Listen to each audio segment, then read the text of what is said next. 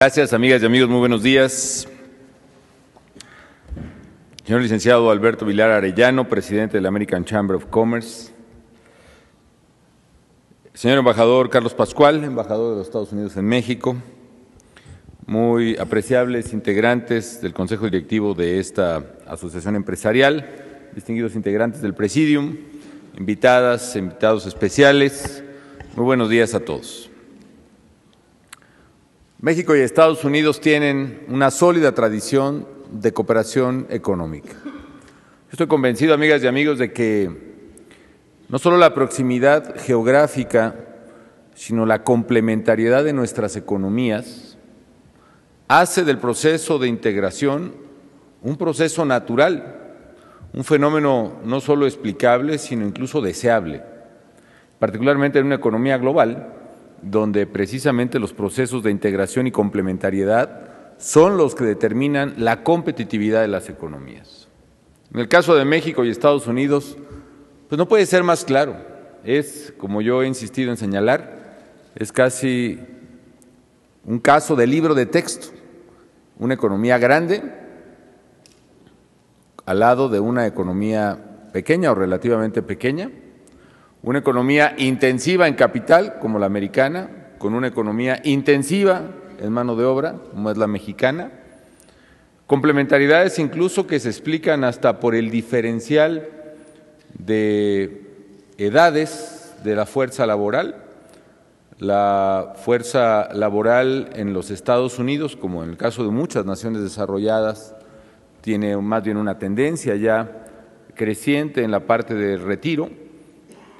En el caso de México, se trata de una población que tiene en promedio 27 años de edad y que con mucho constituye un activo importantísimo, un bono demográfico que aprovecha desde luego a la economía mexicana, pero también que aprovecha a la economía de los Estados Unidos. Por eso pienso que esta relación de complementación económica ha sido forjada en gran medida por la naturaleza, por la geografía, pero también por el trabajo de empresarios como ustedes, que día con día se esfuerzan por construir un porvenir de prosperidad, finalmente que es legítimo para sus empresas, para sus asociados, pero que también implica prosperidad común para nuestras naciones.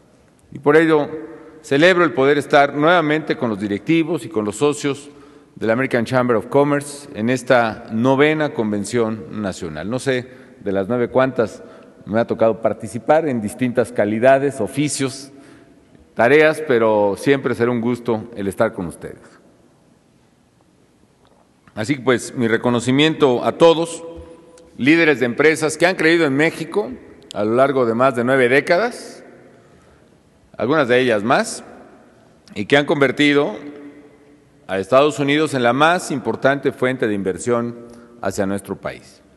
Les agradezco pues esta invitación y qué bueno que podemos conversar. Voy a aprovechar mi intervención para conversar sobre varios temas y sobre cambios que estamos impulsando en el país. No recuerdo exactamente cuál sería la fecha de la anterior convención el año pasado, debe ser marzo también. Pues qué duda cabe que el panorama era increíblemente distinto al que vemos hoy, ¿no? En marzo literalmente íbamos de bajada, pero a toda velocidad, ¿no? El primer trimestre del año, la caída de la economía fue de más o menos el 9% a tasa anual, lo cual no fue tan grave si consideramos que al trimestre siguiente fue de más del 10%. La verdad es que fue un primer semestre, pues hay que decir, muy emocionante por lo menos, el del año pasado, y las perspectivas eran realmente pobres, desalentadoras, para decirlo con toda franqueza. Esperábamos una caída del Producto Interno Bruto mexicano para 2009 de más o menos 7,5%, había estimaciones de una caída de hasta 8%, y para este año 2010 esperábamos, o la expectativa más bien de los mercados era que si acaso habría un crecimiento cercano al 1% para el 2010. Hoy creo que podemos hablar de una historia afortunadamente distinta, no solo en lo económico, sino revisando con una serie de problemas y de desafíos que enfrentamos todos al mismo tiempo, por cierto, el año pasado. no solo el desafío, la afrenta del crimen organizado afectando a la sociedad directamente, sino también la crisis económica no solo peor de lo que se había previsto por cualquiera, sino la peor que se ha vivido, pues no sé si en la historia moderna de la economía, pero sí la peor que haya visto cualquier generación aquí presente en el mundo. La crisis de la influenza H1N1, que además estalló en nuestro país, yo tengo mis dudas de que se haya generado aquí, pero en fin, aquí estalló masivamente en la ciudad más grande del mundo.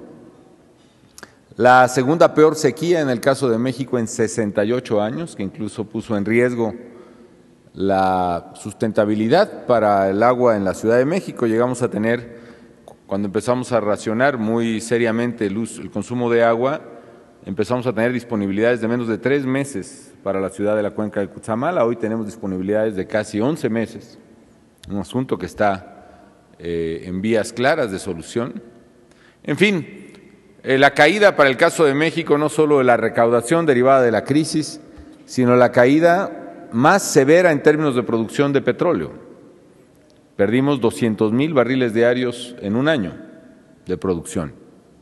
Una caída que afortunadamente se ha frenado y que habremos de revertir gracias a las reformas que finalmente, aún con sus limitaciones, aprobó el Congreso de la Unión.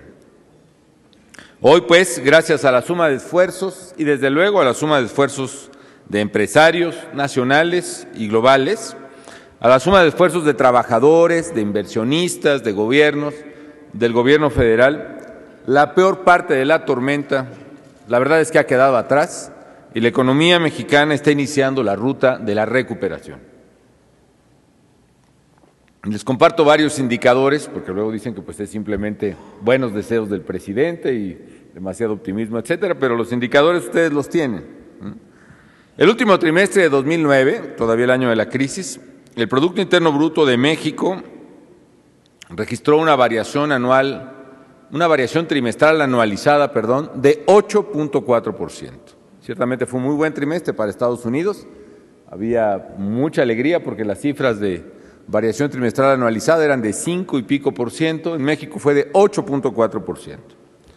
Otro indicador que es el consumo de energía, que es un indicador temprano que yo recibo en mi oficina. En enero, por ejemplo, el consumo de energía eléctrica y particularmente de la gran industria creció 5.2%. Otros indicadores han motivado, por ejemplo, que la expectativa de crecimiento del Producto Interno Bruto también haya cambiado. Por ejemplo, si hace un año se estimaba que el PIB para México en 2010 sería de un poco más de 1%, hoy la gran mayoría de las estimaciones apuntan hacia un crecimiento no menor del 4% para 2010, e incluso hay alguna que pronostica 5.2. No la hago mía, simplemente la comparto y existen. Cada quien tome la que más credibilidad le merezca, pero la mayoría están con un crecimiento muy bueno, me parece, dada la crisis para México, de por lo menos 4%. Otra que también podemos medir claramente, el tema de empleo que preocupa tanto a México y a los mexicanos.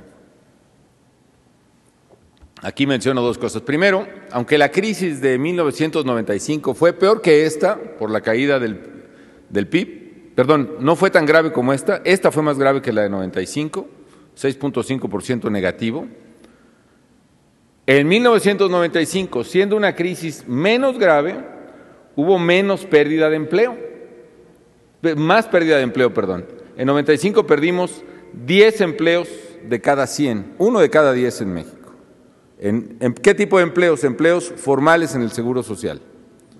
Quise decir que en el Seguro Social hay un registro de personas que pagan sus cuotas obrero-patronales, sus empleadores. En 2009, siendo una crisis más severa, tuvimos menos pérdida de empleo formal. Si en 95 perdimos 1 de cada 10 empleos, en 2009 perdimos 1 de cada 100 empleos formales en el país, lo cual es lamentable, sí, pero también refleja que los esfuerzos que hicimos para preservar el empleo finalmente dieron algún resultado. Esfuerzos diversos.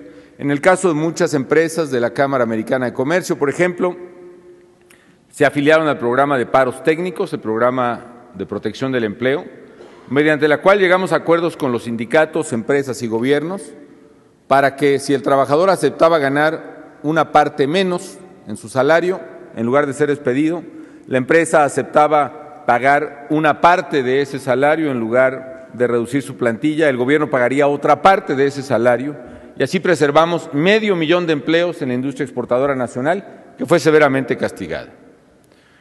Y en materia de pequeñas y medianas empresas, una crisis caracterizada por la restricción crediticia en el mundo, el gobierno federal estimuló a través de garantías y colaterales a la banca de desarrollo y banca comercial préstamos a más de 80,000 pequeñas y medianas empresas en México de hasta 10 empleados, que es una cifra inédita para cualquier año en el país, y con ello cubrimos la actividad económica de microempresas que le dan sustento a más o menos 1 millón de familias en el país. Sin hablar de otros programas, por ejemplo, el empleo temporal, que a través de cuadrillas de operarios de brechas contra fuego, de limpieza de carreteras, de limpieza de zonas arqueológicas, por temporadas de 4 a 6 meses le dimos empleo a 700,000 familias más el año pasado. Esos fueron los resultados. Ahora quiero que escuchen estas cifras, y a los funcionarios del gobierno digo que las anoten además porque son bien importantes. ¿Cómo está el empleo formal ahorita en México? En enero, en el Seguro Social, e insisto la importancia del dato, no es una estimación, no es una estadística, son datos duros, constantes y sonantes de empleados o trabajadores que se registran en el Seguro Social con el pago de su cuota obrero patronal e incluso ya descontando las renuncias o los despidos, es decir, es ganancia neta de empleos formales. En enero hubo 34,000 nuevos empleos formales en el país. Y en febrero, las cifras que se acaban de cerrar es que en febrero se crearon netos 129,000 nuevos empleos formales en el país en el Seguro Social registrados. Eso significa que en lo que va del año, hasta febrero, van 164,000 nuevos empleos netos y más de 270,000 nuevos empleos desde junio del año pasado. ¿De qué estamos hablando, pues? De que este es el mes, a pesar de que solo tuvo 28 días, se trata de la mayor creación de empleos en México para un mes de febrero desde el año de 1996. Otro dato, las exportaciones en enero crecieron cerca de 27% a tasa anual, lo cual acumula 8 meses consecutivos de variaciones positivas mensuales. Otro dato más relevante para muchas de sus empresas es el comportamiento de las empresas mexicanas en Estados Unidos, más bien de las exportaciones mexicanas en el mercado de Estados Unidos.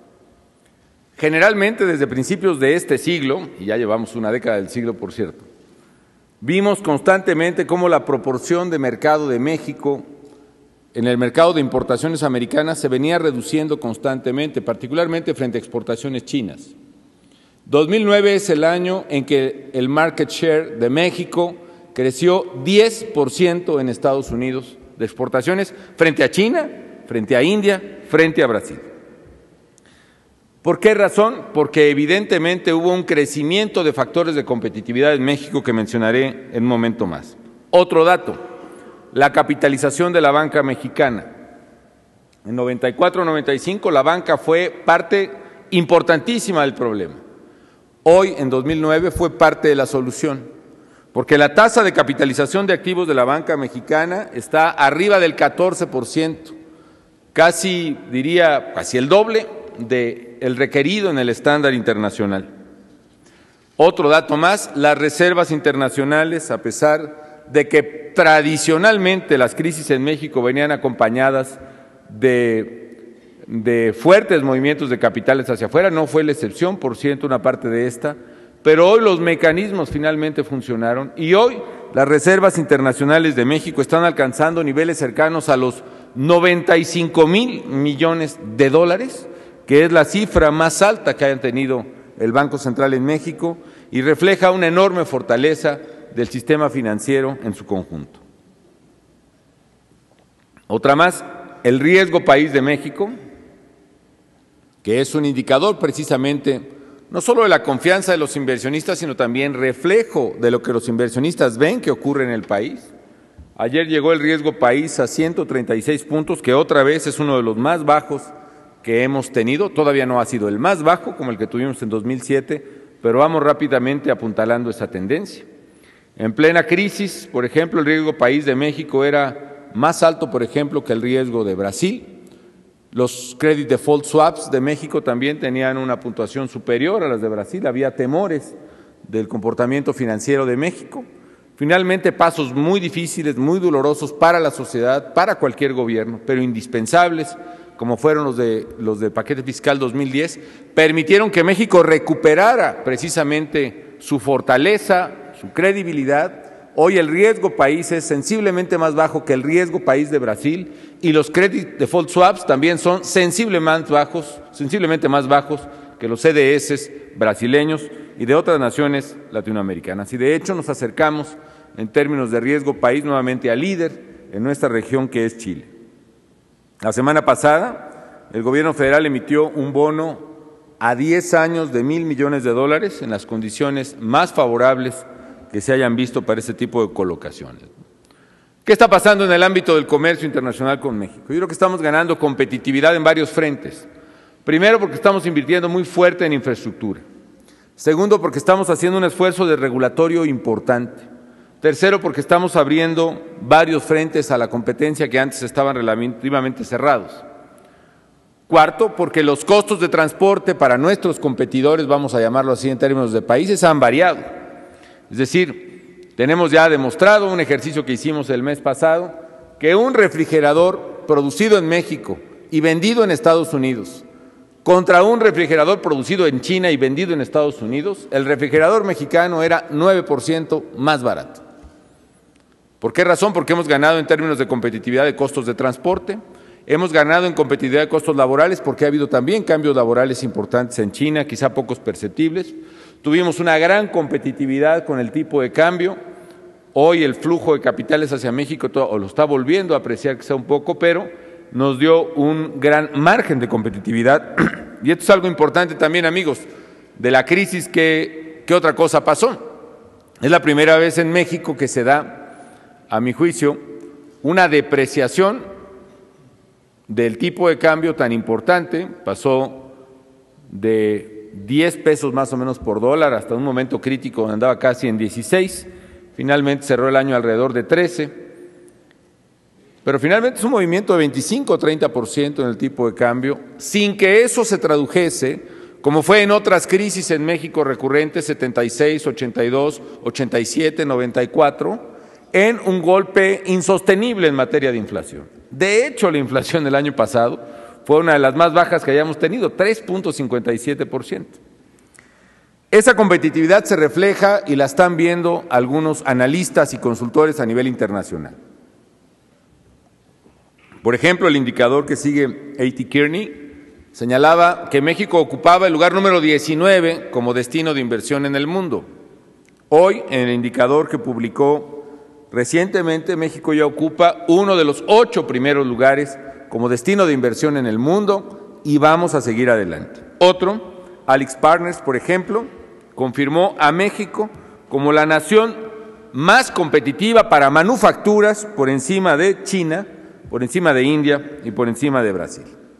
No es casual, además, que muchas empresas, a pesar de la crisis, estén anunciando inversiones muy importantes, ciertamente no solo para este año, sino en el curso de varios años, y algunas de ellas ya empezaron a aplicar precisamente en el curso de años recientes, ¿no?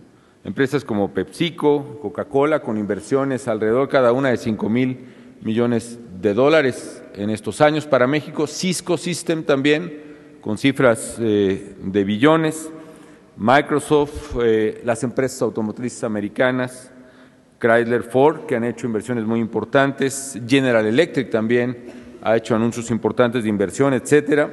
Otras empresas de otros países, Nestlé, por ejemplo, Mitsubishi, Braskem, brasileña, que acabamos de anunciar una inversión en conjunto con una empresa mexicana por $2.500 millones en el ramo petroquímico. En fin, hay claramente indicadores de confianza de capitales globales en la recuperación y el futuro desempeño de la economía mexicana. Incluso hay un fenómeno no de inversiones tan cuantiosas como las que acabo de mencionar, pero sí de muchas inversiones pequeñas que están trasladando rápidamente sus centros de producción manufacturera a México, y eso pues nos da mucho gusto.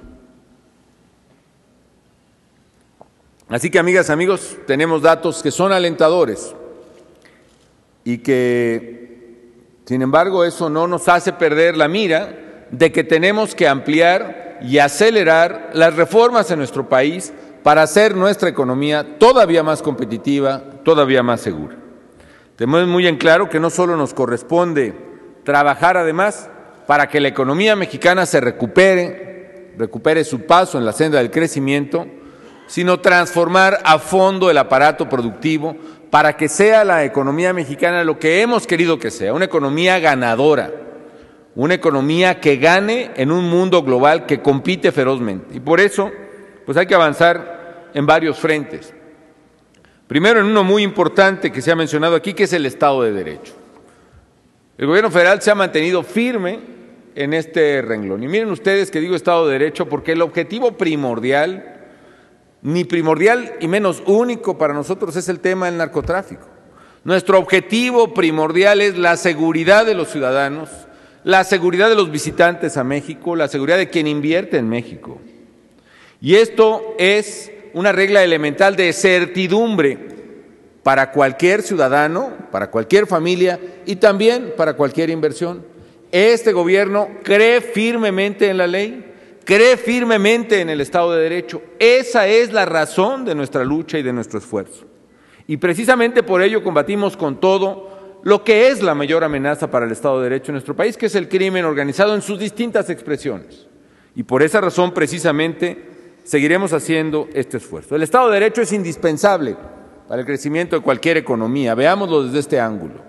Hay estudios muy importantes, por ejemplo, el que hizo ya hace algunos años Robert Barro de la Universidad de Harvard, que precisamente al correlacionar el desarrollo de decenas de economías en el mundo, el crecimiento, con los parámetros de Estado de Derecho, él demuestra que puede haber una diferencia hasta del 2% anual en el ritmo de crecimiento económico, dependiendo si se respeta o no la ley en un estado determinado. En eso precisamente tenemos que cimentar una buena parte del crecimiento futuro. Es un factor clave de crecimiento, de competitividad y de equidad, y por esa y por muchas otras razones, amigas y amigos, hemos puesto una estrategia que tiene como objetivo fortalecer las instituciones y los cuerpos de seguridad y de justicia en nuestro país.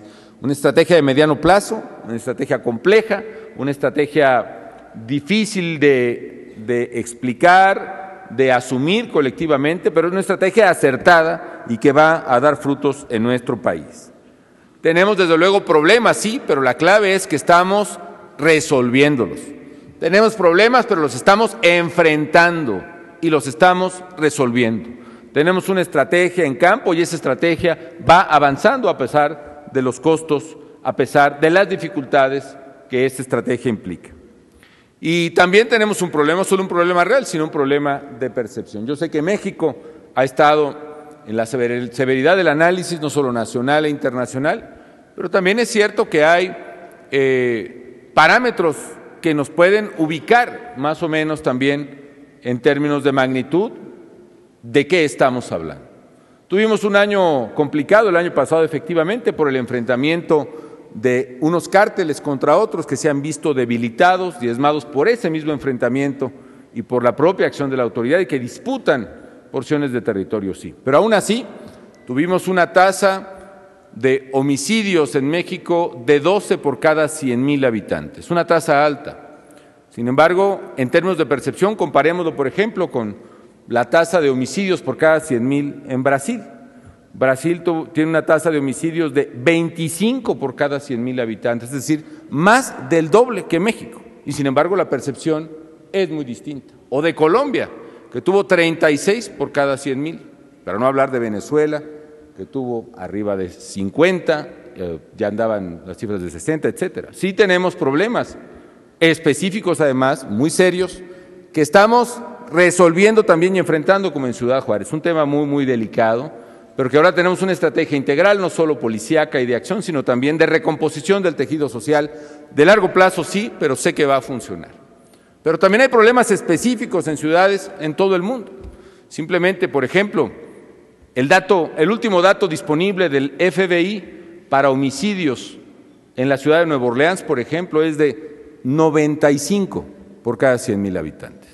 De manera tal, amigas y amigos, que seguiremos nosotros trabajando para hacer de nuestro país un país libre, un país de certidumbre, un país donde las familias y las empresas puedan estar ciertas y seguras en su ámbito y en su entorno, y en eso vamos avanzando y avanzaremos más en los próximos años.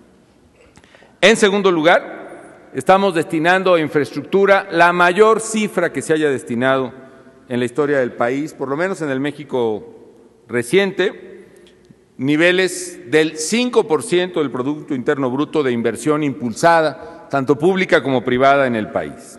Hemos construido carreteras, estamos construyendo otras muy, muy importantes prácticamente en toda la geografía nacional, desde Mexicali, San Luis Río Colorado, Puerto Peñasco, hasta el Mazatlán, Tepic, la nueva infraestructura hacia la Riviera Nayarita, Puerto Vallarta, libramiento de Tepic, libramiento de Guadalajara, el arco norte de la Ciudad de México, el libramiento de Tampico, Altamira, la carretera Puebla-Perote, el libramiento de Veracruz, la carretera directa de Oaxaca a Huatulco, las carreteras que se han modernizado y ampliado tanto de Mérida hacia Progreso como en la litoral de la Riviera Maya, y las nuevas carreteras que van a ir de Ciudad del Carmen hacia Chichén Itzá, la modernización y la construcción de una carretera más directa desde la frontera sur de Tapachula, Arriaga, a Tuxtla Gutiérrez. En fin, un esfuerzo muy fuerte en ese sentido. Nuevos aeropuertos, el de Puerto Peñasco, modernización de los existentes, una segunda pista en el aeropuerto de Cancún, por ejemplo, proyectos importantes que tenemos que impulsar entre gobierno y empresas en materia ferroviaria para libramientos ferroviarios que hagan más competitivo el país, centros logísticos que ya mencionó el embajador. En fin, estamos impulsando fuertemente la infraestructura. Este año, por ejemplo, inauguré en Tamaulipas, en Reynosa, un nuevo puente entre México y Estados Unidos, y estamos por inaugurar otros 2 cruces más, uno en San Luis Río Colorado y otro en Río Bravo, también en Tamaulipas, hacia Estados Unidos. Y tenemos proyectos muy importantes para modernizar y ampliar varias garitas y aduanas, señaladamente las de Tijuana, que permitirán un flujo más amplio entre el comercio y las personas entre ambos países. En tercer lugar, tenemos planteado a la nación una agenda de cambio que estamos decididos a impulsar en diversos rubros. Por ejemplo, en telecomunicaciones, que es un mercado que ha sido cuestionado y con razón en parte en muchos lugares. Hemos tomado medidas de autoridad respecto de todos los actores en el terreno de comunicaciones, de telecomunicaciones recientemente. El gobierno federal ha ganado juicios significativos muy importantes que frenaban la competitividad durante años, por ejemplo, en materia de interconexión telefónica. Estamos licitando nuevas bandas de frecuencia en una proporción inédita, por ejemplo, las bandas de frecuencia 1.7 y 1.9 en telecomunicaciones. Hemos rescatado por primera vez, quizá en décadas, frecuencias que no eran utilizadas por concesionarios, con todo el dolor de mi corazón, como se le suele decir, pero finalmente es la ley y tienen que ser usadas para bienes públicos.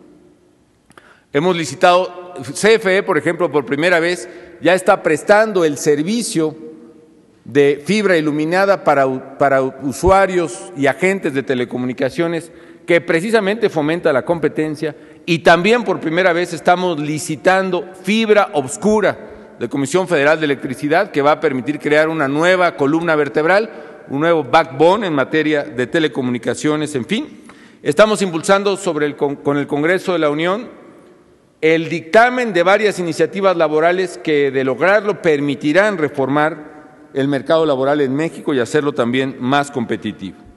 Hemos tomado medidas difíciles, complejas, que también se habían pospuesto no solo de gobierno a gobierno, también de década a década, como es precisamente resolver el tema de luz y fuerza del centro, que implicaba no solo un costo multimillonario para los contribuyentes, sino también un freno importante a la competitividad.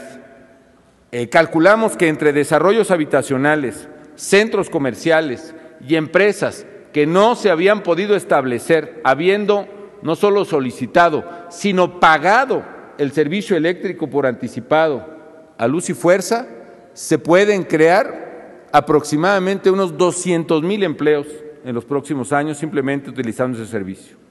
Y entre conexiones desde domésticas a industriales, en estos meses Comisión Federal de Electricidad ha hecho 130,000 contrataciones. De manera tal que son también decisiones que impulsan la competitividad de la economía. Además de las reformas indispensables, también creo, amigas y amigos, que es fundamental crear un entorno institucional y político que permita una relación más productiva, más constructiva entre los poderes de la Unión y entre partidos políticos. Por esa razón también presenté una iniciativa de reforma política que propone nuevos mecanismos institucionales para que la política deje de ser para el ciudadano sinónimo de confrontación, sinónimo de parálisis y se convierta en una herramienta verdadera que impulse los cambios que México requiere con especial urgencia. Hemos hecho otras reformas que ya he mencionado en otras reuniones con ustedes. La reforma en materia de pensiones, por ejemplo, una reforma que se ha intentado en muchos países desarrollados y en desarrollo. Pero nosotros, al pasar del sistema tradicional de pay as you go que teníamos al sistema de cuentas de ahorro individuales, estamos logrando un ahorro a las finanzas públicas de más del 30% del Producto Interno Bruto a valor presente neto. Una reforma estructural en materia de finanzas públicas. Y la reforma de Pemex, que ahora permitirá contratos mucho más flexibles, incentivados, que permitirán acelerar la exploración y producción de petróleo, gas natural y servicios asociados a la cadena productiva. En fin, amigas y amigos, México está avanzando hacia un mayor futuro de fortaleza económica. En materia comercial, por ejemplo, ha habido avances claros en el crecimiento de exportaciones. Pero quiero decir que esto no solo es positivo para México, sino que es una clara apuesta para elevar la competitividad de toda América del Norte, a la cual pertenecemos, de manera eficaz. Tenemos que entenderlo, canadienses, americanos y mexicanos. En un mundo global, la competitividad está definido por el grado de integración de las economías regionales. Está definido precisamente por la capacidad que las complementariedades económicas de cada sociedad permiten que se dé. Es decir, solo puede haber productos, bienes y servicios competitivos a nivel de región Norteamérica si se combinan precisamente factores productivos de capital, de trabajo, de financiamiento entre toda la región de Norteamérica, como lo hacen los asiáticos y como lo hacen los europeos, especialmente con la parte este de Europa. Solo puede haber competitividad si hay complementariedad, y eso tiene que ver con políticas de migración, y eso tiene que ver con políticas de inversión extranjera como las que estamos promoviendo, eso tiene que ver con políticas de financiamiento. Hay que decir también los problemas que tenemos como región y abordarlos conjuntamente. Entre 2000 y 2008, por ejemplo, la participación de América del Norte en su conjunto en las exportaciones mundiales disminuyó 33%. Y eso es malo para los trabajadores americanos, eso es malo para los trabajadores mexicanos y lo es para los canadienses. En los últimos 7 años, los índices de crecimiento de la región han sido la mitad de lo que se habían registrado en los años previos, particularmente con el arranque del NAFTA. Mientras tanto, en China e India se registraron tasas de crecimiento de 8 y 6% el año pasado, a pesar de la crisis, y América del Norte promedió un decrecimiento del 4%. Es evidente, amigas y amigos, que tenemos que revertir esa tendencia. No podemos quedarnos para segundos o terceros lugares, teniendo el potencial económico que tiene la integración de nuestras economías. Para lograrlo, pues, es indispensable promover mucho mayor intercambio, un impulso renovado a la integración regional como motor de la competitividad, trabajar precisamente en aquellos pequeños detalles que nos estorban a la integración, la homologación, la normatividad, la resolución de problemas regionales o bilaterales como el caso del transporte, la integración de mucho mayores servicios, la búsqueda de mayores complementariedades. Estoy convencido también que la libertad económica es la vía que va a permitir a México y Estados Unidos recuperarse de la crisis económica internacional. Y mayor libertad precisamente no significa mayor proteccionismo. A mí me parece paradójico que yo recuerdo en las reuniones del G20, invariablemente se hace una expresión de cajón, como se dice, para rechazar el proteccionismo. Y salimos de la reunión y 15 países de los veintitantos que estábamos ahí, 15 países pusieron en práctica medidas proteccionistas. Subieron sus aranceles, se hicieron más complicados en sus trámites, pusieron pretextos no arancelarios para restringir el comercio, etcétera. En México no le hicimos así. En México estamos reduciendo los aranceles, ya los redujimos de hecho, de más o menos 13% en promedio a 5% en promedio. ¿Por qué razón? Porque sabemos que eso le da competitividad a las empresas mexicanas y a las empresas globales establecidas en México. Porque sabemos que ganamos más como país si sus empresas pueden adquirir insumos de todo el mundo con más facilidad, porque los van a producir el producto terminado y de valor agregado aquí, porque esa es la ruta y esa es la suerte exportadora de México, porque es una ganancia neta de comercio para productores, para consumidores, para todos, y eso le está adicionando competitividad a nuestro país. Y no solo eso, vamos a buscar nuevos mercados, vamos a relanzar el acuerdo de libre comercio que tenemos con Europa y vamos a buscar acuerdos de comercio que nos permitan crecer en las exportaciones con economías que están creciendo y creciendo prometedoramente, como es el caso de Brasil. Por eso estamos buscando y explorando un acuerdo de libre comercio con Brasil, porque sabemos que el crecimiento en una economía global debe tener distintas fuentes y no solo estar vinculados a una, así sea tan importante como la que existe entre Estados Unidos y México. Amigas y amigos, la recuperación económica de nuestros países, de México y Estados Unidos, no es ni puede ser resultado del esfuerzo aislado de cada nación. La recuperación solo podrá darse a través del trabajo conjunto, del esfuerzo compartido, de la unión de visiones y de la unión de voluntades. Yo quiero invitarlos a que sigan fomentando entre los empresarios, entre los inversionistas estadounidenses, las grandes oportunidades que ofrece México para invertir. México es un muy buen lugar para invertir. Las empresas que están viniendo a México están tomando una muy buena decisión de negocio.